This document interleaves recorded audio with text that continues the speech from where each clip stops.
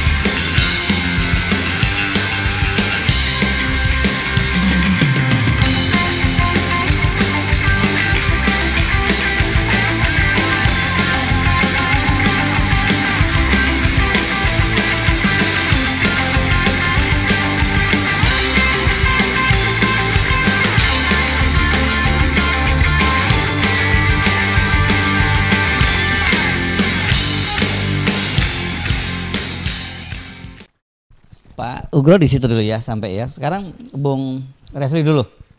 Bung Refli, Anda saya narasumber Anda ya. Ya. Saya lupa sudah jadi narasumber. Oke, silakan. Ya, itu perdebatan kita ini soal komite ini jadi atau tidak, apakah apa yang perlu diubah kalau seandainya komite jadi. Nah, tadi saya jumping up berpikir soal komite pasti jadi kan gitu karena saya orang baik kan. Oh, ya, optimis lah ya. Ya, nah, karena itu saya ingin sebuah diskusi yang barangkali jauh lebih mendalam gitu ya. Jadi ada beberapa tema yang saya tulis di sini. Misalnya ini kalau dulu ada iklan how low can you go ya kan. Sebenarnya sedalam slow apa reformasi itu mau dilakukan. Kemudian ada juga tema mengenai alat negara versus alat kekuasaan. Ini menarik ini. Kalau saya kasih clue sedikit, Polri nggak boleh jadi alat negara. Nggak boleh juga. Dia harus jadi alat kekuasaan. Ah, menarik kan, itu ya. Makanya sekarang sudah jadi. Karena tetapi dalam negatif meaning kan, bukan positif meaning. Kemudian sentralisasi atau desentralisasi kepolisian. Kemudian yang mau berubah itu strukturnya, kulturnya, atau substansinya. Karena ke dalam struktur, kultur, dan substansi itu pasti ada orangnya kan. Jadi substansi itu aturan-aturan yang menaungi. Kalau kultur itu ya kultur, dan struktur itu ya institusi yang ada. Kemudian, tapi kita jangan lupa ada division of labor di dalam Undang-Undang Dasar 45 yang sebenarnya menegakkan polisi itu seperti dia two side in one coin dengan TNI. Yang menurut saya mestinya nggak benar itu. Itu kan sejarahnya pada waktu itu, waktu perubahan konstitusi itu masih ada 38 fraksi TNI Polri yang disisakan. Yang gratis tanpa melalui pemilu tahun 1999. Ini tahun 2002 ya? 1999 sampai 2002. Oke. Nah, pada waktu itu kan masih ada fraksi TNI Polri jumlahnya 38 orang. Dan ketika ada perumusan pasal 30 itu ya kafling. Jadi kafling pertahanan dan kemudian kafling keamanan. Makanya kemudian bab itu jadi bab Hankam. Jadi seolah-olah dia two side in one coin. Ketika mau diubah secara struktural, kita kemudian bertanya tentang ayat konstitusi itu. Oke, nah saya satu-satu ya membahasnya. Kalau kepanjangan silakan dialihkan dulu. Diedit. Diedit ya kan. Pertama alat negara versus alat kekuasaan. Ya. Bagi saya yang mengatakan Polri menjadi alat negara itu berbahaya karena bisa uncontrollable, dia nggak punya kontrolnya. Kalau dia menjadi alat negara, siapa yang mengontrol polisi tersebut? Polri. Makanya Polri harus jadi alat kekuasaan. Nah, in positive meaning tentunya. Alat kekuasaan itu adalah dia harus tunduk pada supremasi sipil. civilian supremacy. Jadi kalau seandainya misalnya kita ada polisi yang decentralized misalnya, maka dia harus tunduk pada kekuasaan pemerintahan daerah. Kalau posisi yang sentralisasi, dia tunduk pada kekuasaan pemerintah pusat. Presiden dengan segala perangkatnya. Kita belum bicara di bawah struktur mana. Loh, kalau begitu nanti dia bisa digunakan presiden seenak udelnya. Makanya kita bernegara.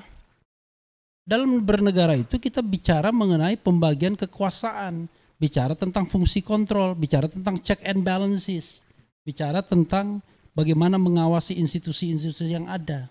Jadi jangan diserahkan polisi untuk mengevaluasi dirinya sendiri lalu menarik diri seolah-olah dia adalah institusi yang terpisah dari day to day politik dan kekuasaan. Enggak. Polisi pasti institusi yang terlibat dalam day to day politik dan kekuasaan, tetapi yang enggak boleh penyalahgunaan kekuasaan, abuse of power, ya kan? Oke, itu clue-nya sedikit. Nanti kita akan dalami ya. How low can you go? Sebenarnya kita mau berubah sedip apa, sedalam apa, seradikal apa kita mengubah.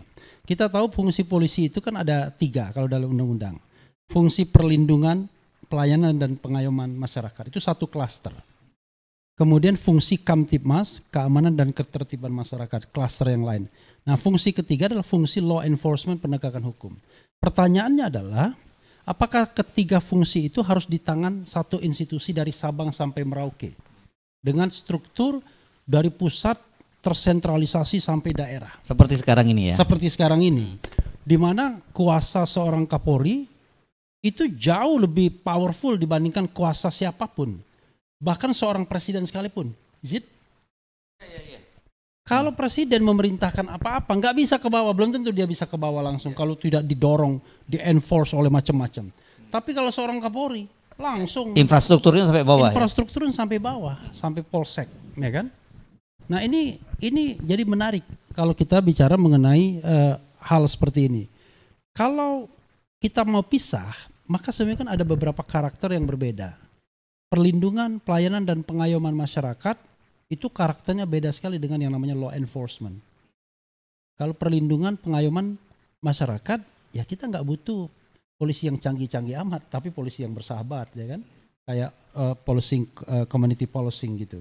Tapi kalau kita bicara tentang penegakan hukum, ya kita perlu orang jagoan yang bisa menerobos cybercrime dan lain sebagainya, transnational crime dan lain sebagainya. Jadi beda sekali akan ke depan pendidikannya kalau menurut saya.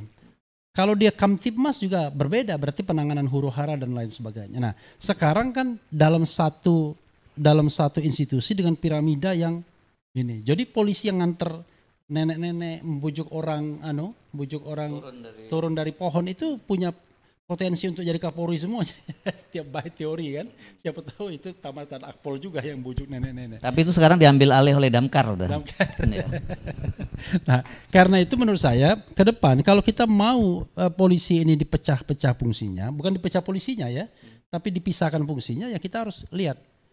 Misalnya fungsi penegakan hukum, karena saya orang hukum mengatakan ya dia harus disatukan. Misalnya kalau di luar negeri Department of Justice. Jadi nanti ada fungsi yang namanya fungsi investigasi dan fungsi penuntutan.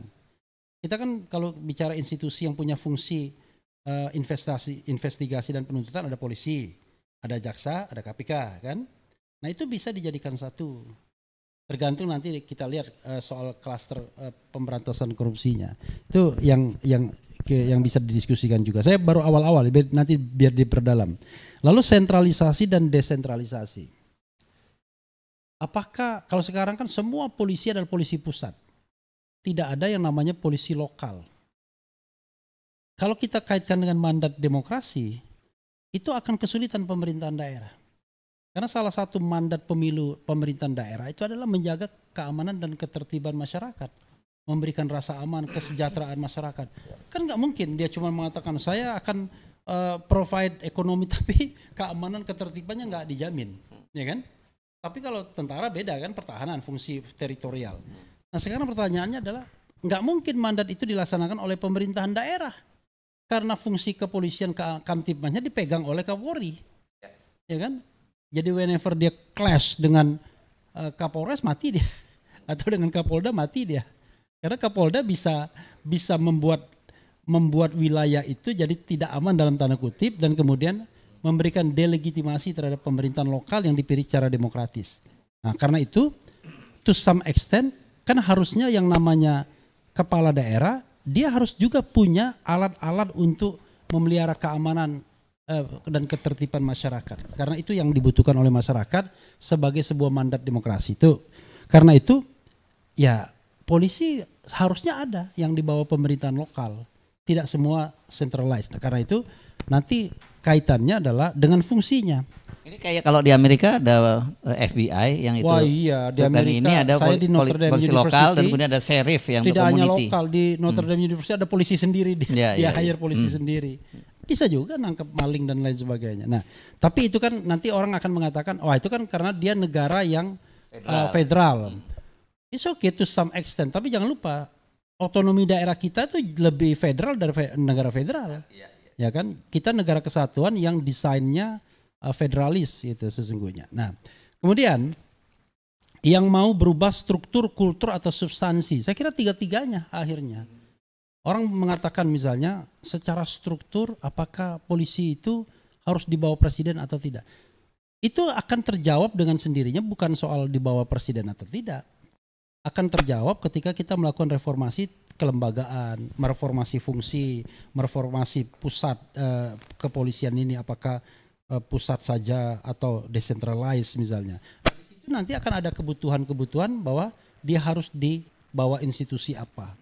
Kan begitu. Jadi itu akan terjawab dengan sendirinya. It could be possible dia sebagian ada di gubernur, sebagian ada di wali kota misalnya dan lain sebagainya. Oke. Nanti saya bilang, wah nanti alat kekuasaan kita akan bicara mengenai berdemokrasi dan berkonstitusi yang benar tentunya.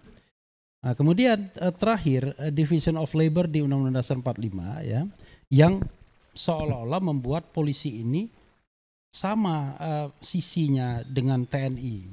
Nah ini mohon maaf Pak Ugro, correct me kalau saya keliru ya. Sebenarnya kan fungsi polisi itu bukan pada state security, tapi human security. Human, manusia, pusatnya di manusia, ya kan? Karena dia human security, maka pusatnya manusia. State security, keamanan nasional, ya kan? Atau state defense itu kan fungsi alat negara yang bernama tentara, militer, menjaga yang namanya the integrity of territorial di sebuah negara. Nah, tetapi ketika dirumuskan Undang-Undang Dasar 45 seperti itu, seolah ada division of labor. Jadi fungsi keamanan polisi, fungsi pertahanan TNI. Gimana sih bunyi? Baca pasal 30. 30 ya. Oke, nanti kita. Pasal 30. Pasal 30 yang sudah Undang-Undang Dasar 45. Sudah di amandemen ya. Tentang pertahanan dan keamanan. Jadi pertahanan itu dilaksanakan oleh TNI, kemudian keamanan dilaksanakan oleh polisi. Nah, akibatnya seolah-olah negara ini dibelah dua. Home security, ya kan? Itu seolah-olah urusan polisi, tapi defense pertahanan terhadap gangguan dari pihak luar seolah-olah itu tugas TNI saja. Nah, akibatnya yang terjadi adalah dalam perkembangan selanjutnya kan itu terus yang tegang kan sesungguhnya. Jadi seperti rebutan kue. Nah, seharusnya kan TNI sama Polri nggak boleh rebutan kue karena objeknya beda. TNI objeknya negara, kalau polisi objeknya manusia, kan begitu. Jadi kalau seandainya itu sawaran BIN misalnya, BIN itu ngintelin orang asing yang mau merusak negara, kalau BIN kita nginteli politisi untuk memenangkan pemilu kan atau gitu. Aktivis. Atau aktivis ya, itu kan itu yang fungsinya berbeda, disfungsi ya. Nah, karena itu menurut saya ke depan ya kita harus betul-betul mendiskusikan ini secara serius. Hanya saya membayangkan apa yang saya omongkan ini akan memunculkan resistensi yang besar dari pihak kepolisian. Bahkan orang pensiunan pun belum tentu mau terima yang seperti ini karena akan mengubah secara radikal wajah polisi. Nanti orang akan bilang, wah kalau gitu Anda ingin memperlemah polisi. No, kita nggak bicara polisi itu sebuah alat negara yang besar itu. Kita hanya membutuhkan satu alat negara yang besar yaitu TNI. Sehingga tidak ada rivalitas yang menurut saya nggak sehat sampai belakangan ini. Jadi yang kita butuhkan TNI yang kuat, lalu dengan fungsi-fungsi kepolisian yang betul-betul workable di masyarakat sebagai pelindung pengayom masyarakat. Nah kalau fungsi penegakan hukum dia sepi biasanya. Jadi kalau fungsi penegakan hukum kemudian jalan kemana-mana, ya orang takut masyarakat. Orang tidak melihat masyarakat itu sebagai pelindung dan pengayom masyarakat, tapi melihat dia fungsi penegakan hukumnya. Jadi yang menonjol, padahal kan kalau kita baca undang-undang, yang pertama kali itu adalah fungsi perlindungan dan pengayoman masyarakat. Harusnya orang kalau lihat polisi bahagia. Ya kalau lihat Pak Ugro bahagia kan lihat Pak Ugro. Tapi semua kita lihat polisi itu kita sakit, kita langsung, waduh apa kesalahan tilang dan lain sebagainya. Karena polisi mempresentasikan dirinya sebagai penegak hukum, bukan sebagai pelindung dan pengayom masyarakat. Nah itu kan jadi kita bayangkan, tidak hanya shifting mentality di polisi sendiri, tapi masyarakat, mindset masyarakat yang sudah betul-betul terintervensi dengan fungsi seperti itu. Saya kira itu dulu sebagai pancingan awal ya, yang akan dipertajam oleh Mr. Said Didu yang akan mengatakan bahwa itu semua karena Jokowi. Oke. Ini 17 September persis sebulan Presiden Prabowo mengangkat Ahmad Doviri menjadi staf khusus, penasehat khusus reformasi polisi. Persis sebulan, 17 September. 17 September dulu, 17 Oktober. Bersamaan dengan sprint yang diterbitkan oleh. Dan itu baru Pak. Dan bersamaan ulang tahun ke-74 Presiden Prabowo. Oke, ya. Ya, persis tadi sama semua substansi oke. Pertanyaannya adalah apakah memang Prabowo masih mau dan berani mereformasi polisi? Itu pertanyaannya. Ya. Nah, karena dia mungkin mau tapi nggak berani. Mungkin berani tapi takut. Menghitung lebih. Nah, itu yang pertanyaan yang perlu kita jawab. Kenapa? Begini. Menurut saya Kapolri 2 kali sudah memberikan tantangan ke Prabowo. 2 kali. Setelah rencana reformasi ini. Ya. Pembentukan tim reformasi oleh Kapolri yang dinyatakan dibentuk tanggal 17 September. Bersama dengan Pak. Ya. Tapi diumumkan 5 hari kemudian. Oke. Di New York. Bagi kita yang ngerti birokrasi itu tidak masuk akal. Kenapa? Pelantikan Ahmad Doviri itu jam 3 sore. Masa langsung jadi tanggal 17 juga Kapolri bentuk timnya? Artinya dugaan saya ini tanggal diantidatir. Sebagai tanda ngeledek. Lu mau bentuk, gue lebih duluan bentuk. Itu. Yang paham birokrasi. Saya lama asesmen, jadi paham betul. Dan sering melakukan yang seperti itu? Enggak ya? Nah, jadi itu menurut saya ledekan. Ledekan bahwa lu baru berencana bikin, gue udah bikin. Iya. Ya kan? Kan jam 3 sore pelantikannya, masa langsung jadi tanggal 17 juga. Oke? Nah, dan memilih persis namanya. Itu ledekan betul. Kalau kita yang mengerti birokrasi, mengerti tata krama pemerintahan, maka mungkin judulnya kita ubah dikit lah. Tim penyusun masukan reformasi Polri. Maksudnya ya masukan ke presiden itu. Tapi bukan persis sama gitu. Ada kan? kok dia tim transformasi ya namanya, transformasi persis. reformasi Ya, Polri ya. Persis sama. Nah, yang kedua, yang paling menurut saya betul-betul spontan dan mungkin di hati ada pada saat ada acara Rossi di Kompas TV. Yang intinya kan begini. Ya boleh kalian semua ingin reformasi. Kalau gua nggak mau, lu ngapain?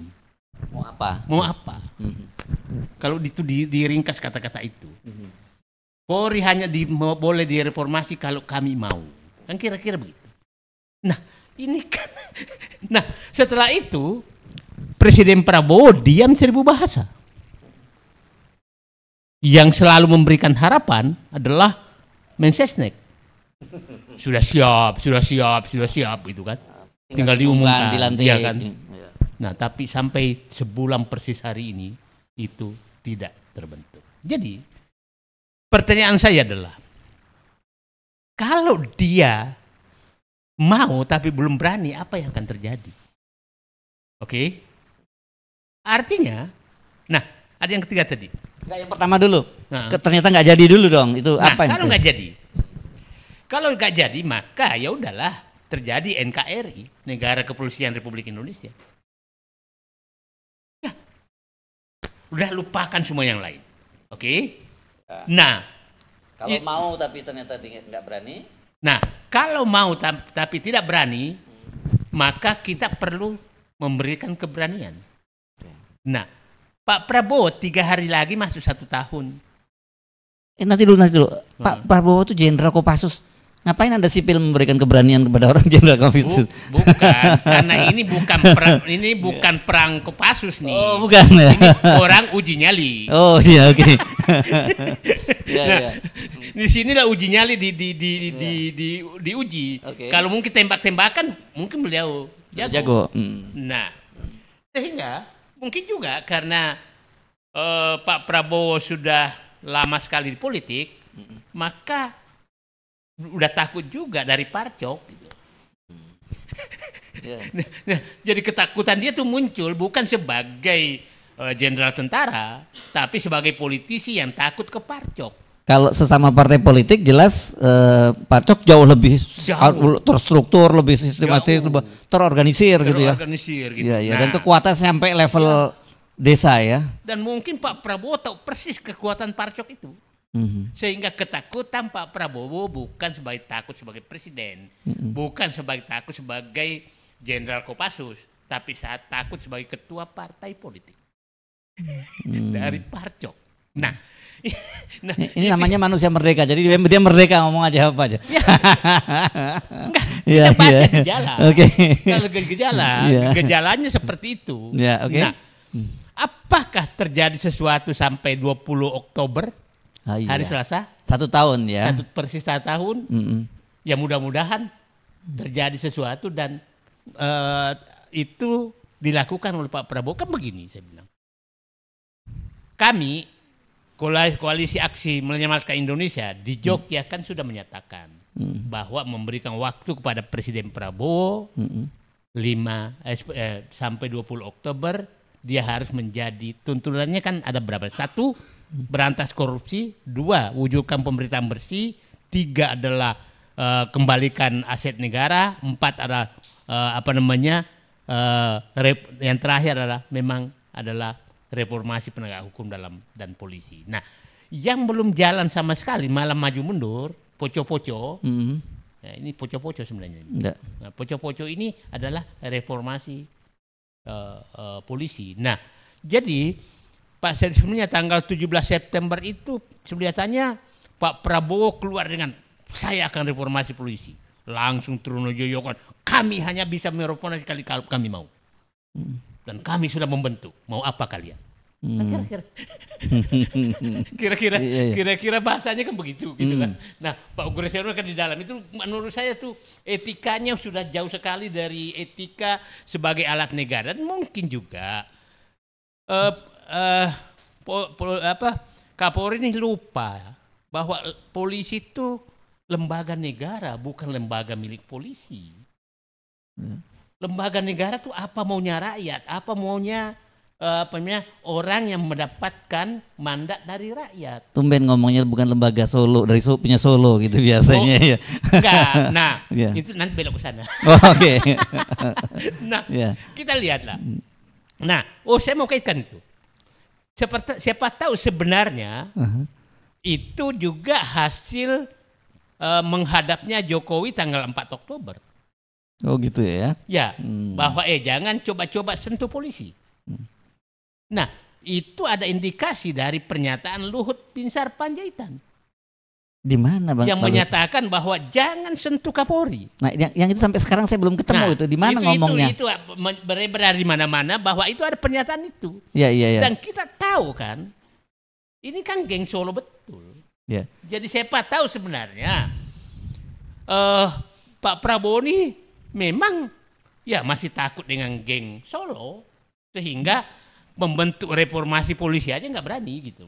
Nah karena ada kaitan setelah itu 4 Oktober menghadap gitu loh, menghadap Jokowi. Yang Kalau itu bukan, kalau dalam konteks seperti yang Anda sebutkan bukan menghadap, berarti mendatangi. Kalau yang seperti ya, itu. mendatangi. Ya. Mendatangi. Kalau menghadap itu kan memohon, iya kan? Tapi kalau itu mendatangi. Kalau berarti. itu mendatangi berarti isinya mengancam gitu ya. Enggak harus ya. Iya. Nah, pertanyaan saya sekarang, kalau sampai tanggal 20 Oktober dan tidak dilakukan tidak terbentuk tim reformasi Polri, itu berarti kita tidak boleh berharap apa-apa lagi. Saya menyatakan itu betul-betul menghancurkan semua kredibilitas Pak Prabowo terhadap prestasi yang dicapai selama 10 tahun kalau sampai tanggal 20 Oktober dia kendor membentuk tim reformasi Polri. Apa sih prestasinya selama 1 tahun? Pemberantasan korupsi. Oke. Oke, kita akui itu. Pengembalian aset-aset negara, kita akui itu. Nah, mulai melakukan pembersihan. Nah, saya istilah tadi apa? Ada presiden men, ada Prabowo men gitu. Apalagi nih, ada istilah apa lagi ini? Kalau presiden men itu campuran dari berbagai komponen kekuasaan dalam presiden. Tapi kalau Prabowo men itu ya betul-betul orangnya Prabowo gitu. Nah, maksud saya begini. Ini kita tunggu 3 hari lagi. Ya. Kalau Prabowo kendor pembentukan ini, maka kredibilitas beliau Pertaruhannya yang saya nilai beliau bahwa dia adalah pemberani, nasionalisme, integritas oke, ya apa boleh buat. Saya bertanya jadinya, apa benar? Berarti selama setahun ini saya salah. Pak Mulyadi juga mungkin salah. Ya kan? Nah, kira-kira ya kan saya berharap lah. Atau kita nggak tahu. Siapa tahu setelah mendengarkan ini ya juga ya. Kata Heru itu kok gua jadi penakut gitu kan. Kok pakai kata saya? Ya. Itu kira-kira. Jadi dan apa? Jadi Ya. saya hanya menyatakan. Ya. Saya menyatakan. Nah, saya ingin masuk. Kan muncul nama-nama calon yang menjadi tim reformasi. Ada 3 kan yang muncul kan? Yang udah muncul 3. Jadi muncul. Ya. Yusril, Mahfud MD sama Jimli Asidik. Ya. Saya percaya orang ini, tapi saya juga was-was karena sering juga 3 orang ini tukang cap. Ya, hanya mencap yang yang kira-kira publik senang. Bukan memperjuangkan sesuatu yang lurus gitu. Jadi saya 3-tiganya saya kenal baik, tapi saya menyatakan ya mudah-mudahan dia lurus betul-betul mau mereformasi Polri, bukan menjadi tukang cap terhadap stempel reformasi Polri. Kita harus ingatkan 3 tokoh ini. Ya. Oke, tapi kalau Anda sendiri berharap terjadi nggak reformasi itu? Saya tidak ada jalan lain untuk memperbaiki negeri, harus dilakukan. Oke. Yes.